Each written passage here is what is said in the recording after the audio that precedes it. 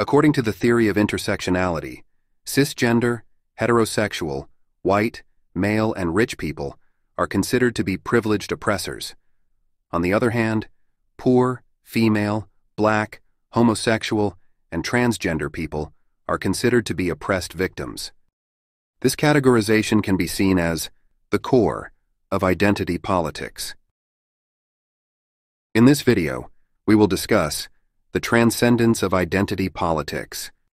The transcendence of identity, or transidentity, includes transcendence of gender identity. That is different from identifying as transgender. The people who have transcended gender identities have no attachment to them. However, that is different from identity blindness, or anti-identity. Section 1. Transcend and Integrate. From subject to object. A subject is something, which is experienced as I. An object is something, which is observed as it. In a process of spiritual awakening, the subject of one stage becomes an object of the next stage's subject. For example, we tend to experience our body as I, which is the subject. But we can disidentify with the body, and the body becomes it, which is an object. On the next level, our thoughts and emotions tend to be experienced as I, but we can disidentify with them, and they become its. In this objectification process, we can realize that our consciousness is observing our thoughts and emotions as objects. That is, our consciousness as the witness is the ultimate subject, which is the true self. There are 3 steps for the process of spiritual awakening. Step 1 is realizing the current level of I. Step 2 is disidentifying with this I. Then, Step 3 is integrating this particular level of I from the next higher level of I. This is the process of transcending and integrating, or differentiating and including. We can repeat this process in order to expand the frame of I. As discussed, the process of spiritual awakening is the process of transcending and integrating. In order to transcend the current level of I, we must first differentiate it. That is, differentiation is a part of the transcending process. Then, in order to integrate the lower level of I from the perspective of the upper level of I, we must first re-include the lower level of I. That is, inclusion is a part of the integration process. The thinking self and the observing self. In the process of transcending and integrating, we will realize our true identity, or true self. In order to recognize the true self, we need to know the difference between the thinking self and the observing self. When these 2 different selves are compared, which self do you think is the core of yourself? This question can be analyzed in the following way. You are not always thinking. When you are not thinking, the thinking self disappears. Our thoughts and emotions are temporary, or ephemeral, and ephemeral things cannot be called the core. On the other hand, the observing self is always there except when we are unconscious. Therefore, the observing self can be seen as the core of yourself. There is another way to analyze these 2 selves. You are not an object, but the subject, and the observing self, as the subject, can observe your thoughts and feelings as objects. You can objectify your thoughts and feelings. You, as the observing self, can treat your thoughts and feelings as objects. Therefore, the observing self can be seen as the core of yourself. Eckhart Tolle, who is the author of The Power of Now, described the realization of the 2 selves in the following way. I would briefly like to tell you how I came to be a spiritual teacher, and how this book came into existence. Until my 30th year, I lived in a state of almost continuous anxiety, interspersed with periods of suicidal depression. The most loathsome thing of all, however, was my own existence. What was the point in continuing to live with this burden of misery? Why carry on with this continuous struggle? I cannot live with myself any longer. This was the thought that kept repeating itself in my mind. Then, suddenly, I became aware of what a peculiar thought it was. Am I one or two? If I cannot live with myself, there must be two of me. They are the thinking self and the observing self. Maybe, I thought, only one of them is real. I was so stunned by this strange realization, that my mind stopped. I was fully conscious, but there were no more thoughts. Suddenly, there was no more fear. He was able to differentiate the thinking self from the core of himself. That is the transcendence of the thinking self. Consequently, he became free from any negative thoughts and feelings. Also, he experienced the state of unconditional inner peace. The next step is expansion. It is the expansion of the observing self, the expansion of the frame of I.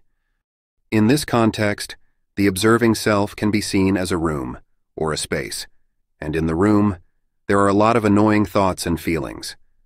Related to this situation, someone used the following metaphor.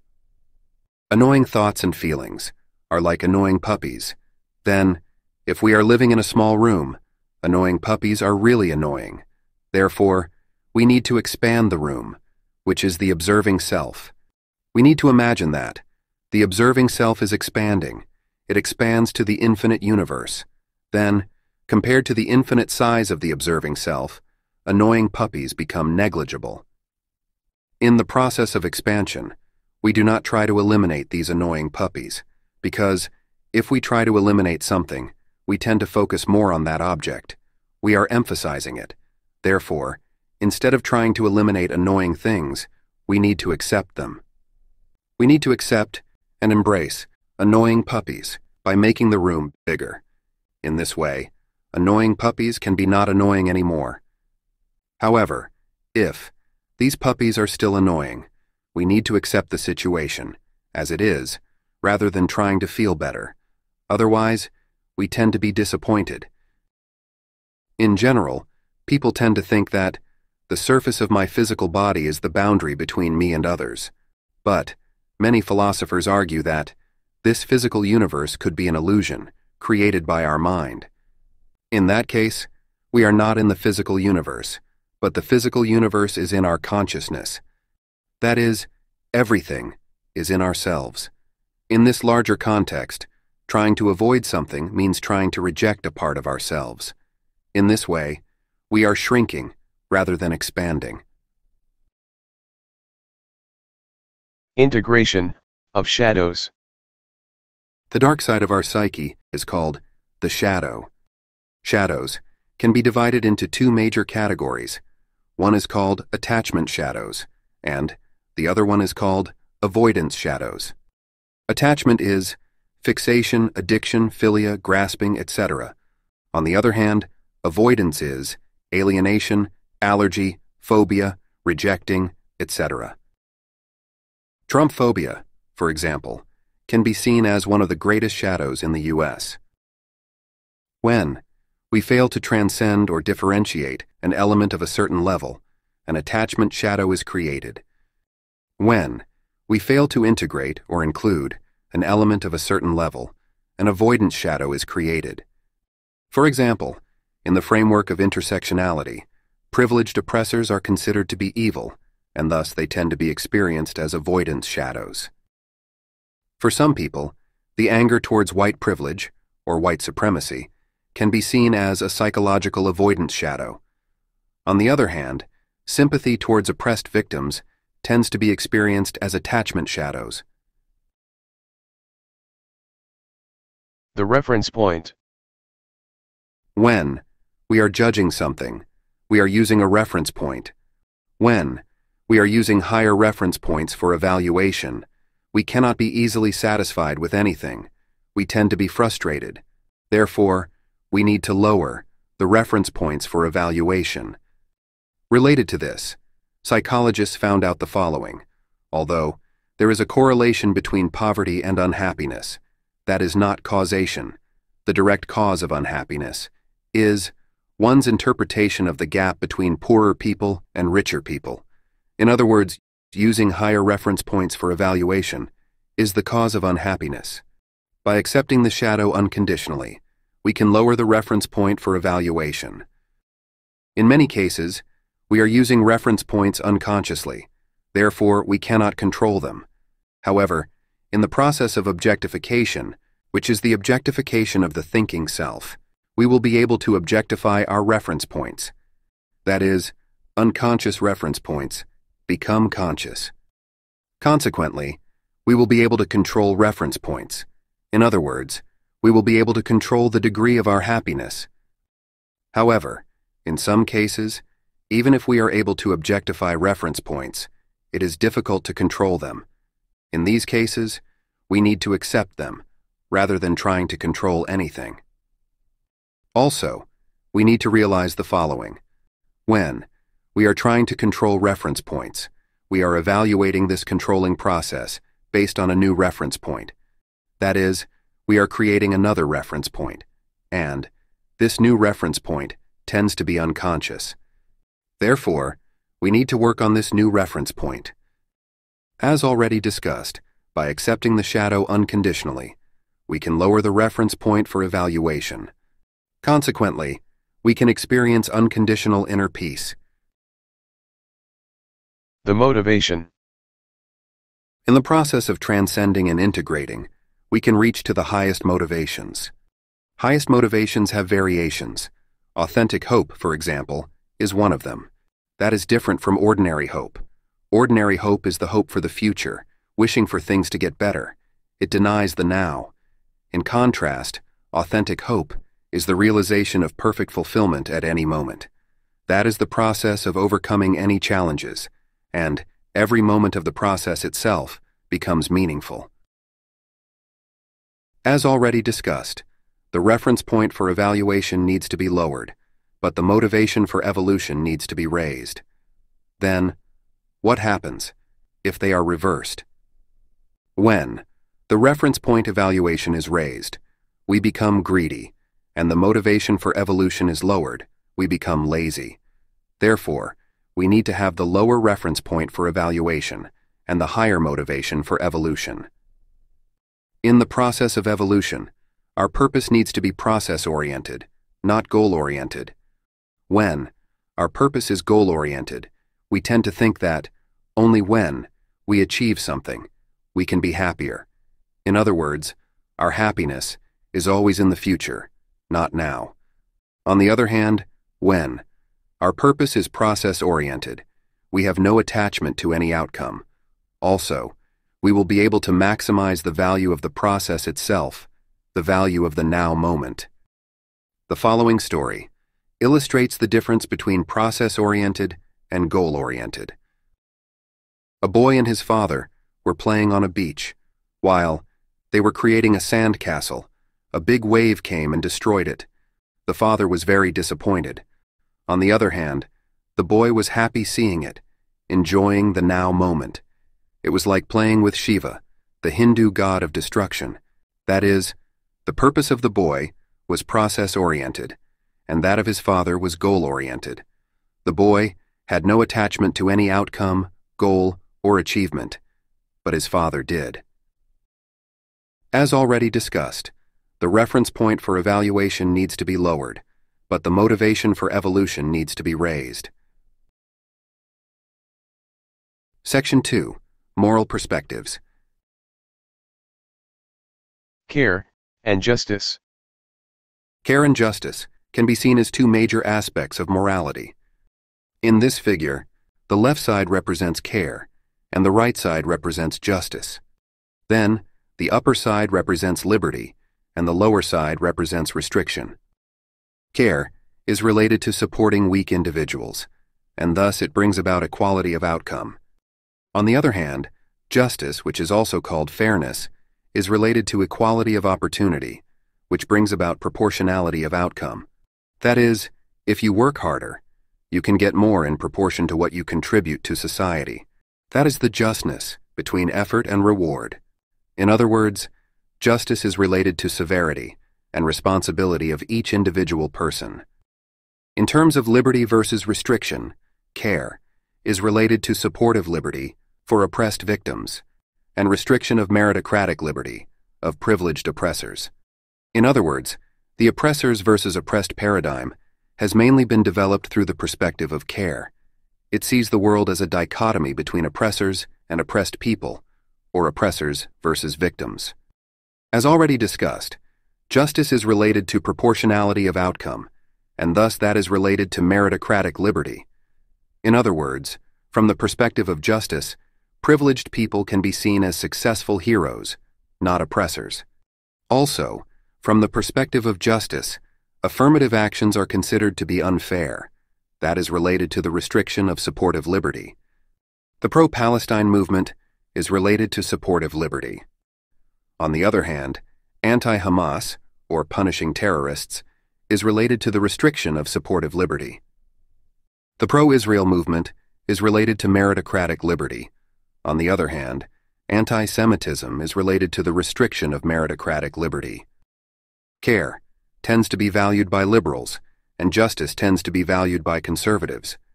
Then, liberty tends to be valued by libertarians, and restriction tends to be valued by totalitarians. Totalitarianism is regarded as the most extreme and complete form of authoritarianism. As discussed in Part 1 of this video series, according to Jonathan Haidt, so-called social justice warriors are not real justice warriors. They are social care warriors. Note: Historically, Jewish people have been seen as oppressed victims. However, younger generations have begun to view them as oppressors. Related to this, Jewish people are called hyper-white. Whiteness is considered to be the most dominant aspect of privileged oppressors. Also, according to The Economist, 1 in 5 young Americans thinks the Holocaust is a myth. Then, from the perspective of the oppressors versus oppressed paradigm, Jewish people as oppressors are seen as evil. That is related to anti-Semitism. The cancel culture paradox. The more we try to silence hate speech, the more hate speech tends to be amplified. That is called the cancel culture paradox. Because of this paradox, it is difficult to bring balance between protecting free speech and prohibiting hate speech. Free speech is related to meritocratic liberty, and prohibiting hate speech is related to restriction of meritocratic liberty. In reality, speech codes, which are intended to restrict hate speech, often backfire and harm the people we are trying to protect. Ultimately, harmful ideas cannot be defeated by censorship, but by constructive ideas through reasonable debate. In other words, free speech should not be prohibited. The origins of the concept of cancel culture trace back to around 2015, but the practice of canceling itself has older historical roots, dating back centuries. The Weimar fallacy. Weimar refers to Germany's Weimar Republic, existed between World War I and the rise of the Nazis. The Weimar fallacy refers to the misconception that Weimar Republic failed primarily due to an absence of censorship or legal restrictions on hate speech.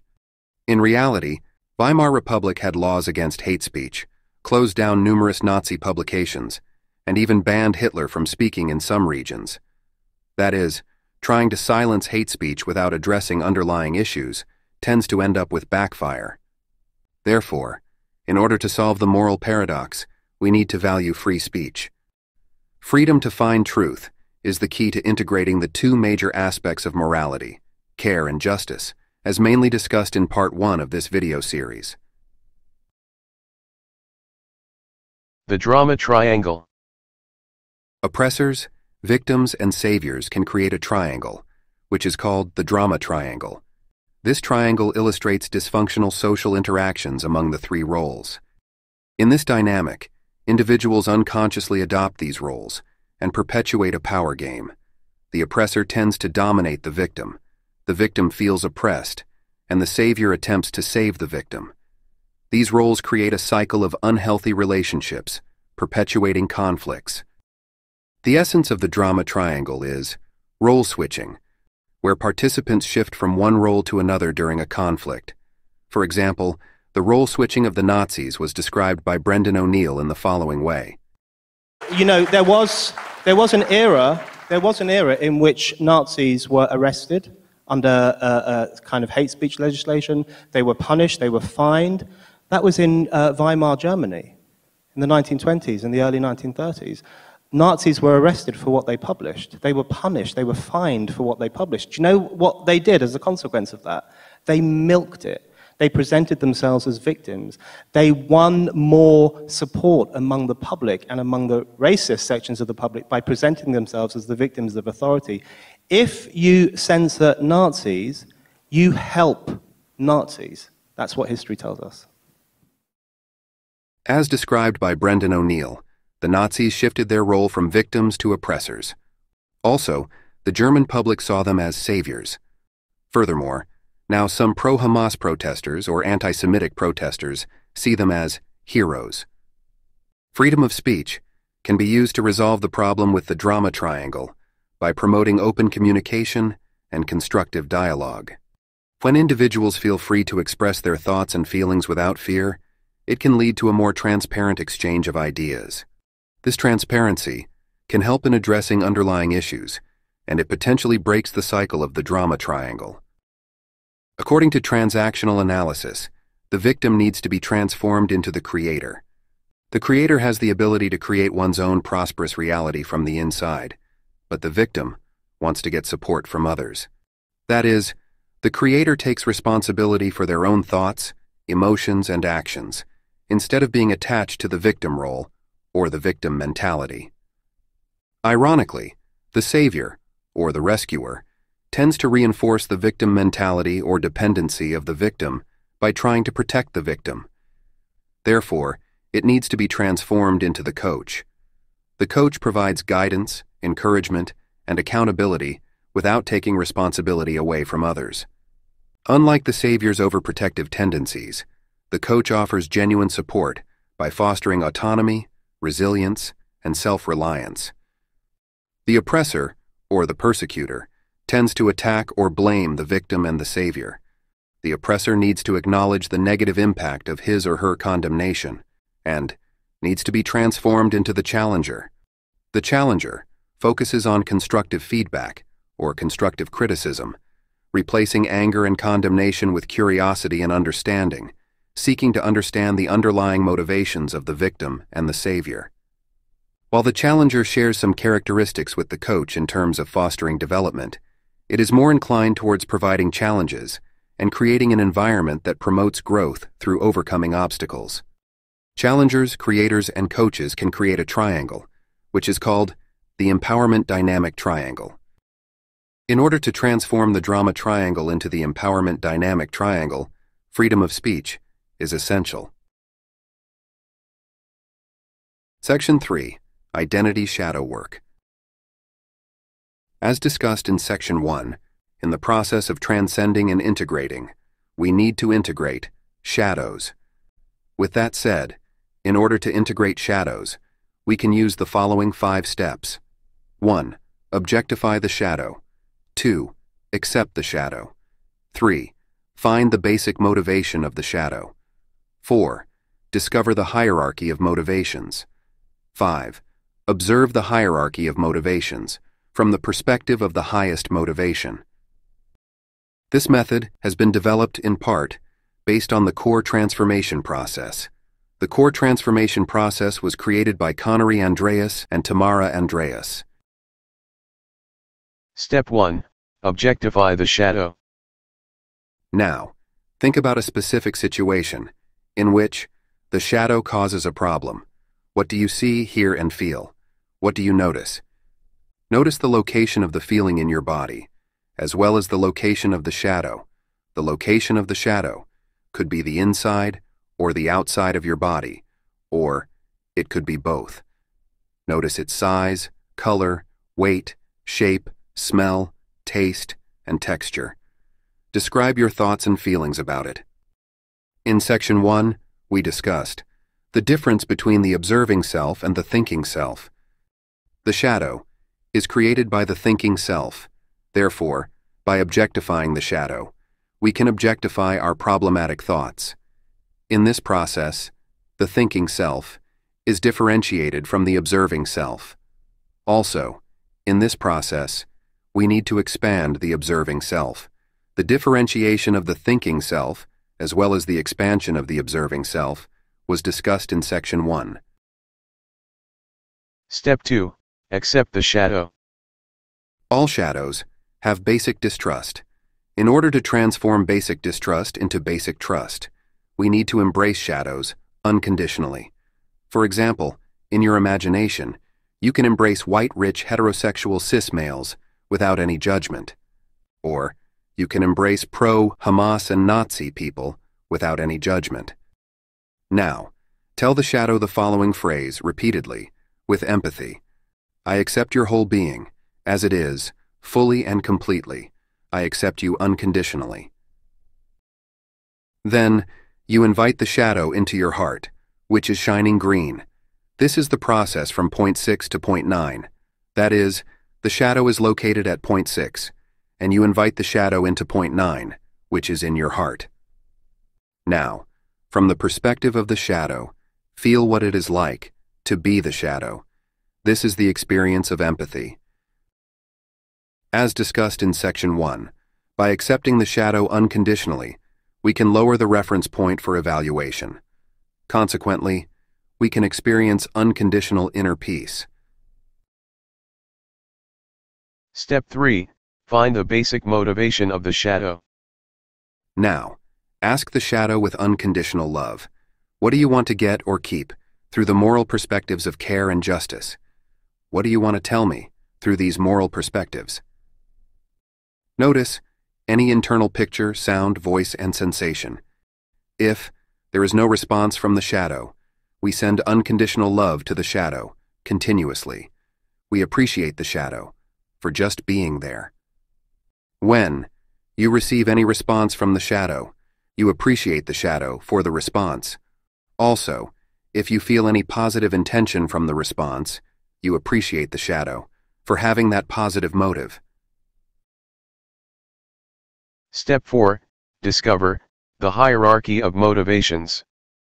When we satisfy a certain level of desire, fully and completely, we tend to look for a higher level of motivation, as articulated in Maslow's hierarchy of needs. That is, by progressively granting what the shadow wants, the shadow will arrive at its core motivation.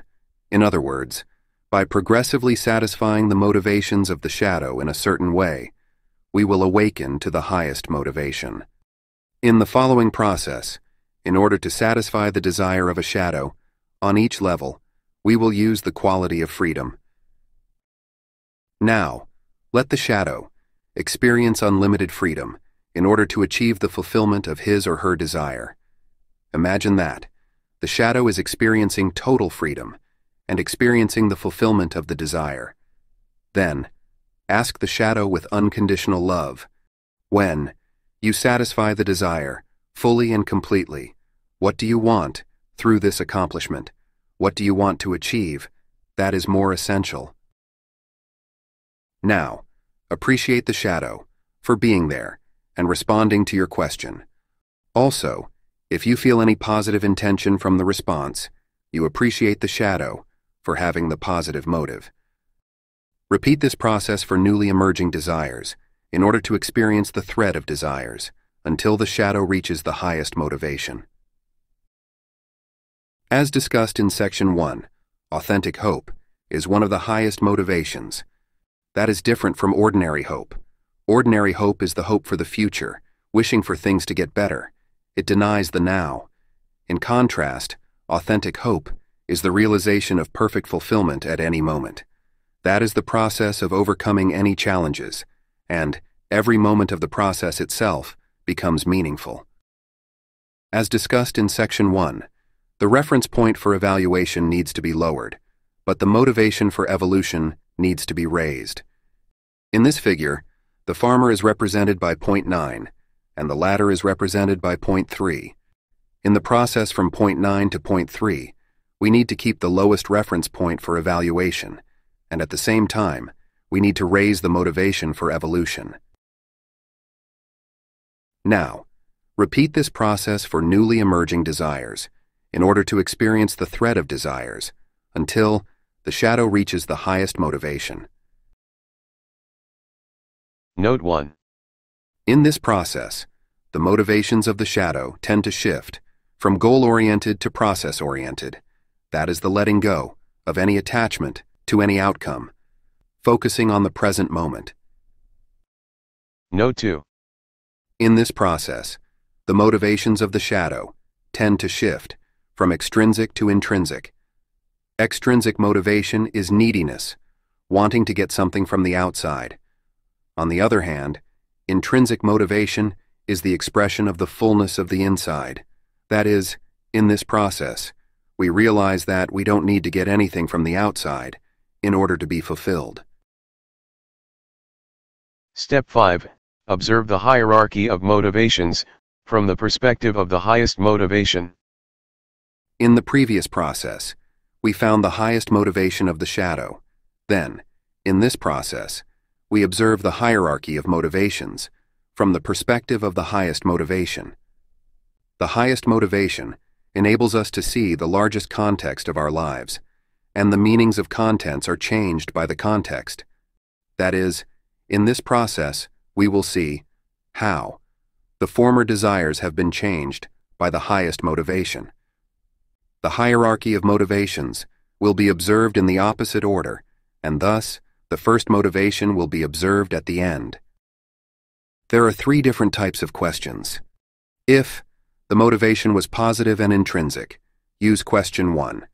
Intrinsic in this context means you don't need to get anything from the outside in order to be fulfilled. Your inside is already fulfilled. For example, suppose your highest motivation is authentic hope, and the intrinsic motivation is wanting to encourage many people as the expression of your fulfillment. Then, you can ask the question in the following way. When you have the perspective of authentic hope as a way of seeing the world, how does it refine, enrich, or deepen the desire to encourage many people? If the motivation was positive and extrinsic, use question 2. Extrinsic, in this context, means you need to get something from the outside in order to be fulfilled. For example, the highest motivation is authentic hope, and the desire is wanting to be successful in order to get recognition from others. Then, you can ask the question in the following way. When you are not recognized by anyone, how does the perspective of authentic hope transform the desire to be recognized? How is that experienced differently? In most cases, we feel that being recognized by others is not necessary anymore, but we do not force any desirable outcome onto the shadow. If the motivation was negative, use question 3. For example, the highest motivation is authentic hope, and the desire is wanting to retaliate. Then, you can ask the question in the following way. When you have the perspective of authentic hope as a way of seeing the world, how does that change the desire of retaliation? How is the desire experienced differently? As discussed many times, in this process, we do not enforce any ideal change to the shadow. When we try to enforce something, we tend to create and aggravate shadows. As discussed in Section 2, the oppressor needs to be transformed into the challenger, the victim needs to be transformed into the creator, and the savior needs to be transformed into the coach. In order to experience this transformation, freedom of speech is essential.